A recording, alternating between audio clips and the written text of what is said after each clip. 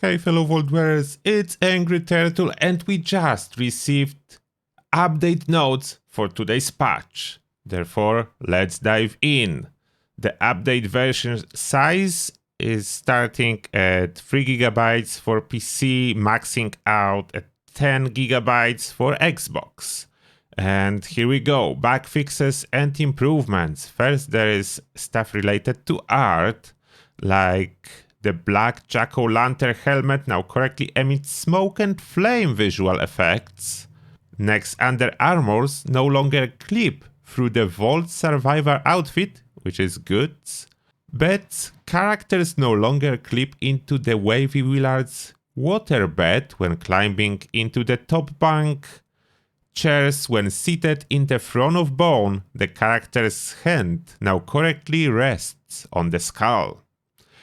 Workbenches, meat no longer appears to partially float during the cooking animation that plays while using the chuck wagon cooking station.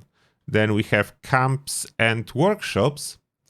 Allies, the settler forager ally, can once again give daily quests to the player. Okay, that's cool, fixed. Appliances, the Wavy Willard's bubble blower is now located in the same row of items in the build menu as the Wavy Willard's bubble machine, instead of separately. Collectron the Fetch is now correctly classified as a robot. Addressed an item duplication exploit, and another exploit that could enable a player to move items from a public workshop to their camp. Oh, that's some crazy exploit I had no idea existed. Floors. The amount of camp budget consumed by log cabin porches is now consistent with other porch variants. Classical columns can now be snapped on top of one another. Mannequins. The build limit for the Dr. Bones skeleton mannequin is now consistent with other mannequin variants. And survival tents. The scrap box no longer faces the wrong direction in the rusted APC survival tent. I feel like this scrap box direction is in every patch note. Challenges. Combat. Killing robots with the voice of Seth now correctly progresses the kill robots with a revolver challenge. And weekly, fix an issue that prevented the Kill a Huge Creature weekly challenge from progressing correctly, which is good. Combat VATS. Explosive weapon attacks in VATS no longer increase the critical hit meter twice. Okay, that invalidates my latest build that I just managed to finish.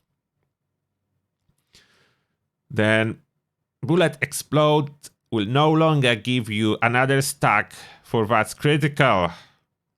I will need to enlist the build then from my builds. Outdated after 2 days. Wow. That was fast. Wasn't expecting this to happen so quickly. Events and quests. Eviction Notice. Corrected a small area near the rat scrubber where players would take far less rat damage than intended while the rat scrubber was broken.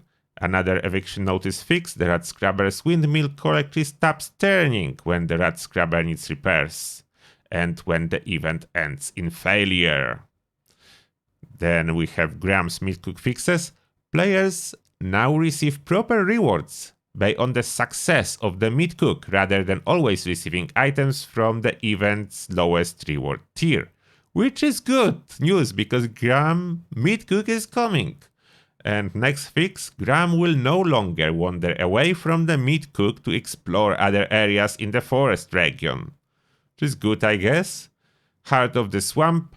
The Strangler Heart no longer visually appears to regenerate health while taking damage from players. Okay, that's nice. Invaders from Beyond. When speaking with Homer at Black Mountain Ordnance Works, selecting the "That's all for now" response option now correctly closes the dialog menu. Alright, and another fix for this event. Fix an issue that could prevent dialogue from starting correctly when attempting to speak with Homer at Black Mountain Ordnance Works. 2 fixes for Invaders from Beyond. Is it coming back soon? I don't know. Moonshine Jamboree. Address an issue that could cause Moonshine Jamboree to end in failure even though players had deposited enough acidic gulper venom to complete the objectives. Okay, that's good. That was very annoying. Moonshine Jamboree, another fix. A notification will now appear to inform the player that they lack the required materials if they attempt to deposit acidic gulper venom into the bathtub when they don't have any in their inventory. Okay, and test your metal fix. Fix an issue that could cause the golden eyebot to appear hostile towards players and allow them to target it with VATS. Okay, then you shouldn't be able to target it with VATS, I'm guessing. Items, ProSnap Deluxe camera. Added a new option to the ProSnap Deluxe camera that allows players to decide whether or not the pictures they take will be saved to the photo gallery. Finally, that was so good when they added it on public test server. I was so happy we are getting it live now. No more rubbish photos that you don't need just to complete a daily challenge. I love this change. While aiming through the camera's viewfinder, use the toggle saving button to choose whether your photos you take will be saved or discarded. Please note, saving is currently toggled off by default. Oh, that's actually not good. Default should be on, as some people cannot realize. But okay, I will take that. Photos taken while the camera is set to not saving will still progress quests and challenges that require the player to take photos. Armor. Applying a deep-pocketed mod to a piece of limb armor now correctly updates the armor's appearance. Energy weapons. The item condition for energy weapons now degrades at a more reasonable rate. They fix it! That's a good fix, finally! My Gatling plasma will not break after less than one magazine. That's awesome. Energy weapons made improvements to automatic barrel mods for the ultrasight laser gun so that they perform comparably with automatic barrel mods for the normal laser gun. They really did it? Ultrasight laser gun was noticed and fixed. I cannot wait to test it. It's fixed? After so many years? I need to test it. Exploit. Address an exploit that enable players to trade items that are normally untradeable. Good. Melee weapons. The description of the Invader skin now correctly states that it can be applied to batons. Power armor. The Skull Raider name prefix now appears correctly after applying the Skull Raider paint to pieces of power armor. Quest items. Fix an issue that could prevent a character with a large stack of quest items in its inventory, like government supply requisitions, from loading into a world. Oh, that's scary, but good that's fixed. Range weapons. When firing an automatic weapon while affected by the frozen status, the weapon's sound effects now more closely match its visual effects. Okay, that's minor, but good. Localizations. Eviction Notice, the notification that appears when the rat scrubber has been repaired, is now properly translated in non-English version. Oh, that's old translations. Yeah, I will skip that as we are using English version. Perk cards. Awareness. When the player has both the awareness and stabilize perk cards equipped, all types of damage reduction will now be correctly displayed. Oh, that's cool, but they only stated stabilized. This perk was quite buggy. I'm talking about awareness. Did they fix everything to work correctly? Another thing to test.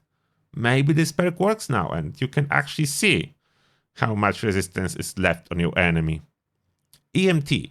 Revived players now receive health regeneration for the full duration stated on the EMT perk card. Good. Stability. Server stability improved. I mean, that was my interpretation. That's not exactly what it says, but there is always stability improvement.